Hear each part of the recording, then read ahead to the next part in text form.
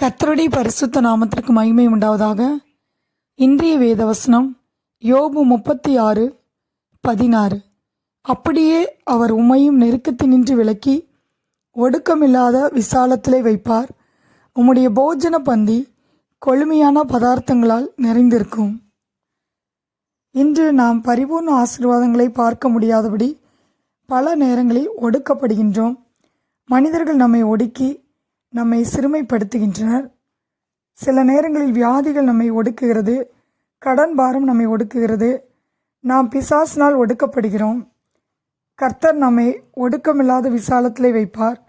நாம் எவ்வளவு ஒடுக்கப்பட்டாலும் ஒடுங்கி போவதில்லை. 2 கொரிந்தியர் 4:8 பவுல் சொல்லுகிறார், நாங்கள் எப்பக்கத்திலும் நெருக்கப்பட்டும் ஒடுங்கி போகிறதில்லை என்று. பவுல் எப்பக்கத்திலும் நெருக்கப்பட்டார், பவுல் ஒடுங்கி போகவில்லை. நாம் ஒடுக்கப்பட கர்த்தர் நம்மை விசாலத்திலே வைப்பார். சங்கீதம் 103:6 வாசிக்கிறோம், ஒடுக்கப்படுகிற யாவருக்கும் கர்த்தர் நீதியும் நியாயத்தையும் செய்கிறார். ஒடுக்கப்படுகிற நாம் ஒவ்வொருவருக்கும் கர்த்தர் நீதியும் நியாயத்தையும் செய்வார். யோசேப்பை அறியாத எகிப்தின் ராஜா இஸ்ரவேல் ஜனங்கள் பெருகுவதைக் கண்டு பொறாமை கொண்டு அவர்களை ஒடுக்கினான். ஆனால் கர்த்தரோ அவர்களை ஒடுங்க விடவில்லை, அதற்கு மாறாக அவர்களை பெருக பண்ணினார். நீங்கள் ஒடுங்கி போய் நெருக்கத்தோடு இருக்கிறீர்களா? கலங்க வேண்டாம், கர்த்தர் உங்களை பெருக பண்ணுவார். சங்கீதம் 42:9 தாவீது சொல்கிறார், சத்ருவினால் ஒடுக்கப்பட்டு நான் ஏன் துக்கத்துடனே திரிய வேண்டும் என்று. தாவீது சத்ருவினால் ஒடுக்கப்பட்டு துக்கத்துடனே காணப்பட்டார். ஆனால் தாவீது கர்த்தரை நோக்கி கூப்பிட்ட போது எல்லா நெருக்கத்தினின்று தாவீதை விடுவித்தார்.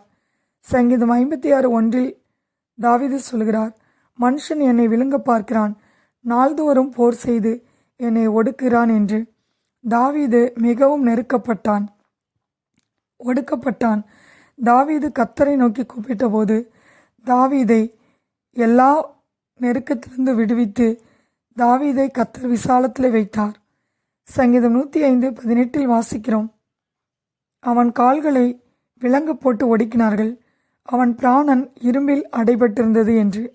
யோசேப்பை சிறையில் ஒடுக்கினார்கள், கர்த்தர் யோசேப்பை ஒடுக்கத்திலிருந்து விடுவித்தார், எகிப்துக்கு ராஜாவாக வைத்தார். நாம் ஒடுக்கப்பட்டு இருந்தாலும் கர்த்தர் நம்மை விடுவிப்பார், கர்த்தர் நம்மை உயர்த்துவார். சங்கீதம் 89:22 வாசிக்கிறோம், சத்ரு அவனை நெருக்குவதில்லை, நாயக்கட்டின் மகன் அவனை ஒடுக்குவதில்லை என்று ஆண்டவர் நமக்கு வாக்குத்தத்தத்தை கொடுத்திருக்கிறார். ஆம் பிரியமானவர்களே, நாம் சத்ருவினால் ஒடுக்கப்பட்டாலும் மனிதர்களால் ஒடுக்கப்பட்டாலும் கர்த்தர் நம்மை பெருக பண்ணுவார். நம்முடைய போஜன பந்தி கொழுமையான பதார்த்தங்களால் நிறைந்திருக்கும். ஆண்டவர் நம்மை பரிபூர்ணமாய் ஆசீர்வதிப்பார். நாம் ஒடுக்கப்படும் போது நெருக்கப்படும் போது கர்த்தரை நோக்கி கூப்பிட வேண்டும். நாம் சோர்ந்து போகாமல் கர்த்தரை நோக்கி கூப்பிட வேண்டும். அப்போது அவர் நம்மை எல்லா நெருக்கத்தினின்று விலக்கி ஒடுக்கமில்லாத விசாலத்திலே வைப்பார். யோபு 36:16 வாசிக்கிறோம், அப்படியே அவர் உம்மையும் நெருக்கத்தினின்று விலக்கி ஒடுக்கமில்லாத விசாலத்திலே வைப்பார். உம்முடைய போஜன பந்தி கொழுமையான பதார்த்தங்களால் நிறைந்திருக்கும். கர்த்தர் தாமே இந்த வார்த்தையை ஆசீர்வதிப்பாராக. ஆமென்.